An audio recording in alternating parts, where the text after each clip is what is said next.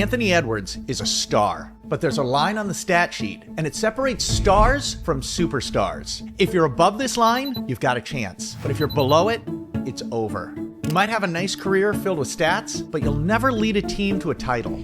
I'm Dennis Sheehy. For Anthony Edwards, the time is now to decide what side of the line he'll be on. That line is league average field goal percentage. Every major star that's led their team to a title has spent the majority of their career above this line. Oh, they are unconscious. Jordan. Oh, a spectacular move. If we look at Michael Jordan, he shot well above league average throughout all of his full seasons with the Bulls. The best shooting efficiency by a scoring guard in the history of the league. With all of his talent, it's this kind of conversion rate that led to so many titles. It just doesn't get any better. But maybe it's unfair to compare Anthony Edwards to him. So let's look at Dwyane Wade and his shooting numbers throughout his prime. He finished well above the line 13 years in a row, posting hyper-efficient field goal percentage even in the years he played without another Hall of Fame teammate. It's no accident he was able to win even before his team up with LeBron.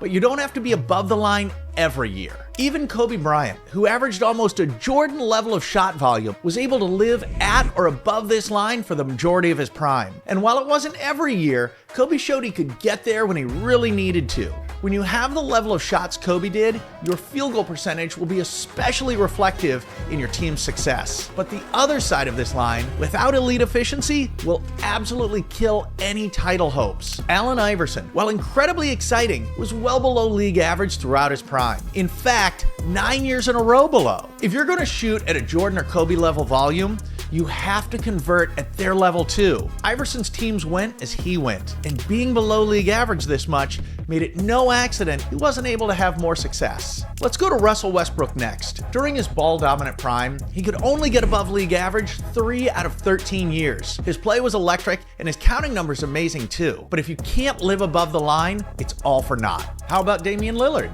As a number one option, he's been below league average 11 out of 12 years before joining Giannis in Milwaukee. Of course, it takes talent and good players to win, but when you dominate shots the way he has, it's impossible to win without better efficiency.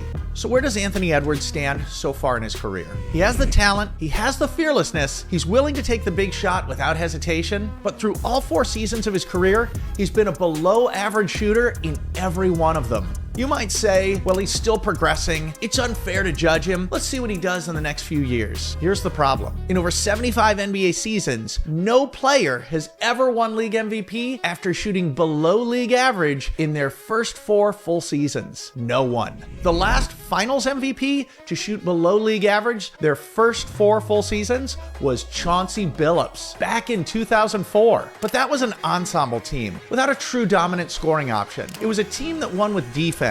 Now, who's the last finals MVP to truly lead their team as a top scorer while shooting below league average their first 4 seasons? Isaiah Thomas, 35 years ago, on another team that dominated through defense. But that was a different era. You might ask, is it fair to expect a lead scoring guard to exceed league average field goal percentage regularly the way bigger players like Luka, LeBron, and Giannis do? Yes, it is. The NBA is filled with guards below league average height that regularly exceed league average field goal percentage with their hyper-efficient games. Jalen Brunson, Shai Gilgeous-Alexander, Ja Morant, Devin Booker, Tyrese Halliburton, and yes, Steph Curry. All have spent the majority of their careers above the line. So barring a never-seen-before jump above league average field goal percentage, have we overestimated Anthony Edwards? Is he the beneficiary of having a Jordan-esque style of play? Is he doomed to never lead the Timberwolves to multiple titles? Well, it's not quite over for him yet. There is one chance. Jason Tatum and the Boston Celtics have shown the way. Tatum has shot below league average 6 years in a row now, but with a partner in Jaylen Brown, not a Robin to his Batman, but a true partner, Tatum and the Celtics have flourished. Like Anthony, the only aspect missing from Tatum's game has been the ultra-high efficiency scoring that Jaylen Brown brings to the table. But together, they lift their legacies through deep playoff runs year after year. Through a model like this, titles could be won. Will Anthony Edwards lead the Timberwolves to multiple titles on his way to becoming the next face of the league? The line that decides this seems to say no. But the real question could be, who will help Anthony Edwards. While he may not be able to carry a team on his own, he could be a massive piece of the puzzle that finally brings a title or titles home at long last to Minnesota. And with it, maybe even a statue too. Who's the best player in the NBA? Me. All right. Yeah. I like that. Yep.